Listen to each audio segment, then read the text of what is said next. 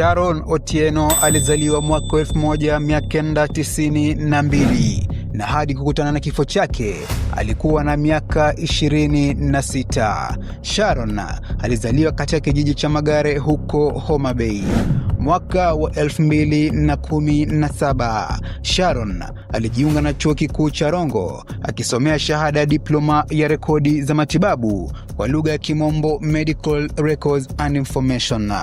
Kama mwanafunzi wa chuo kikuu, Sharon alidaiwa kuishi maisha ya juu tofauti na maisha walioishi wazazi wake kijijini Magare. Dadake mmoja aliwaambia wanahabari kuwa yeye na Sharon hawakuwa wameonana kwa takriban mwaka mmoja hivi, kwani Sharon aliadimika sana kwenye safari za kuelekea kwenye kijiji chao. Pia Sharon alikuwa na akaunti 5 tofauti katika mtandao wa kijamii wa Facebook. Picha zake tu ndo zingeonekana akiwa hali ya starehe kwenye maeneo tofauti. Inakisiwa kuwa Sharon Otieno ndiye aliyekuwa kwanza kumtafuta gavana Obado baada tu ya gavana huyo kushinda uchaguzi na kuwa gavana wa kaunti ya Migori mwaka 2017. Sharon alimtumia gavana Obado jumbe kadhaa akitaka aliko kwa mkutano na gavana huyo. Obado aliwaambia polisi kuwa alipoirisha mkutano wake wa kwanza na Sharon, dada huyo alikasirika kwa kumtumia ujumbe wa kulalamika. Obado alimwambia Sharon kuwa alikuwa na safari ya kwenda Nairobi siku iliyofuata, lakini Sharon alisisitiza kumwona Obado huko Nairobi, akisema kuwa pia yeye alikuwa anaelekea huko. Hatimaye wawili hao walikutana katika hoteli moja kifahari ya Intercontinental jijini Nairobi, ambapo uhusiano wao wa kimapenzi ulianza mara moja na kwa siri. Kuanzia hapo wawili hawa wanadaiwa kuendelea kutana kwa siri, na hapo ndipo Sharon alipoanza kuvuna matunda ya kuwa mpenzi wa gavana huyo wa Migori. Katika hoteli ya kifahari ya Imperial jijini Kisumu, Sharon alikuwa akirusha karamu na sherehe za mara kwa mara na kuburudisha marafiki zake, vyote vikilipwa kwa pesa za mpenzi wake gavana Okoth Obado. Mara nyingi Sharon na Obado walikutana Nairobi ama Kisumu, na Sharon akawa anahifadhiwa chumba cha bei ghali zaidi katika hoteli hiyo ya Imperial huko Kisumu. Kitumbua kilianza kuingia mchanga wakati gavana Obado alikuwa Kakamega akihudhuria kongamano la mwaka la magavana wa kaunti zote 47 wa Kenya. Siku hiyo gavana Obado alikuwa alale katika hoteli ya Acacia jijini Kisumu. Bila Obado kujua, Sharon Otieno alikuwa amefika Kisumu na kuchukua chumba chake cha kawaida hapo Imperial chini ya jina la gavana huyo. Obado alipokea simu kutoka kwa meneja hoteli hiyo ya Imperial akimshukuru kwa kulipa chumba hicho cha kifahari, wakati ambapo Obado tayari alikuwa ameingia kwa hoteli tofauti. Katika mchanganyiko huo, meneja lazimika kumjulisha kuwa Sharon, mpenzi wake wa siri, alikuwa amewasili na kuomba afunguliwe chumba chao cha kawaida cha presidential suite. Sharon alimpigia simu Obado na kumjulisha kuwa angemsubiria katika chumba jioni hiyo. Wakati huo gavana Obado alipokea simu kutoka kwa mkewe Helen Obado akiwa na hasira na kumuuliza kwa nini hakuwa anakaa katika hoteli ya Acacia kama alivyofanga. Asilokuwa akijua gavana Obado ni kwamba mkewe Helen tayari alikuwa na taarifa za Sharon.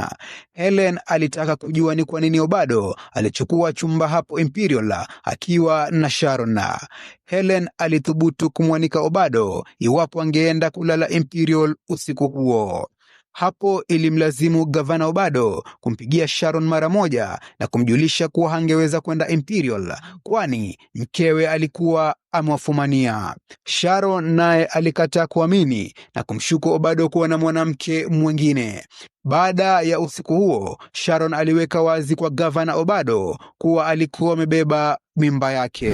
Jamaa mmoja kwa jina la Odwora, ambaye alikuwa mwanahabari na angemsaidia Sharon wa kufichua siri ya ujauzito, alijipata kubanwa.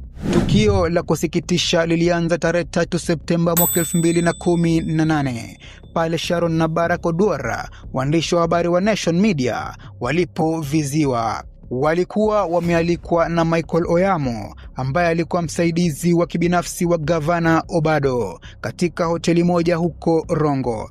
Mazungumzo yalihusu ujauzito wa Sharon na uwezekano wa kufikia makubaliano, lakini mambo yalibadilika kwa haraka. Sharon na Oduor walitekwa nyara na kulazimishwa kuingia ndani ya gari na watu wasiojulikana. Oduor aliweza kuruka kutoka kwenye gari lilokuwa likitembea na kuokoa maisha yake, lakini Sharon hakupata bahati hiyo.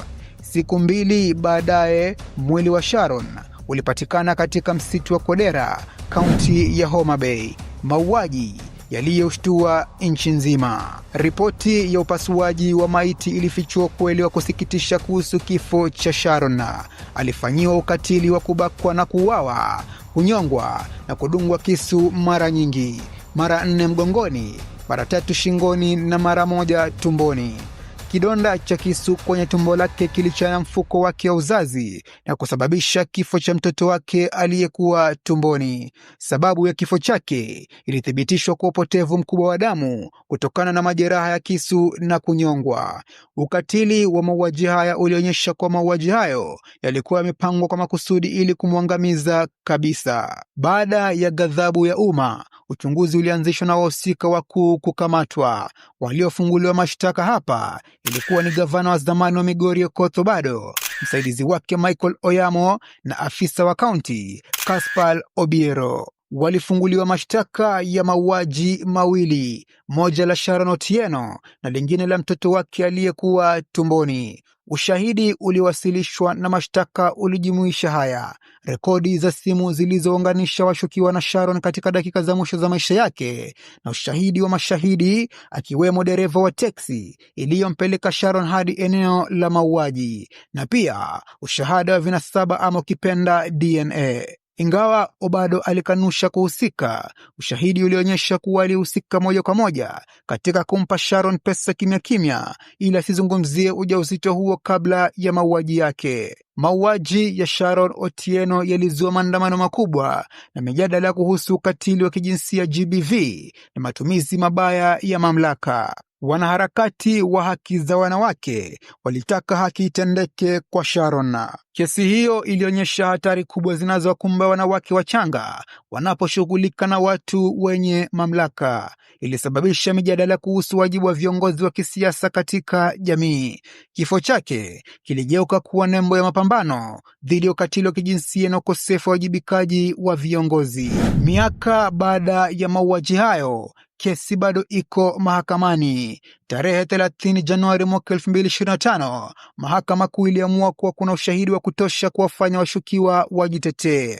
Hata hivyo, mahakama iliwachilia huru kwenye shtaki la mauaji ya mtoto wa Sharon, ikisema hakukuwa na ushahidi wa kutosha. Hata hivyo, ushahidi wa utetezi wa Obado utawasilishwa tarehe 23 mpaka tarehe 25 mwezi wa Aprili mwaka 2025. Utetezi wa